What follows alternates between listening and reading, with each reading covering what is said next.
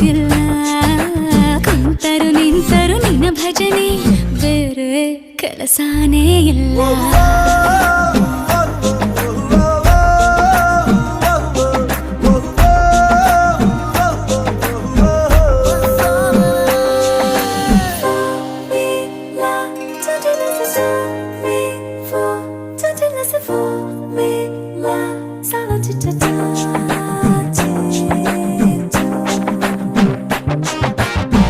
ದಿನ ರಾತ್ರಿಯು ನಿಲ್ಲದೆ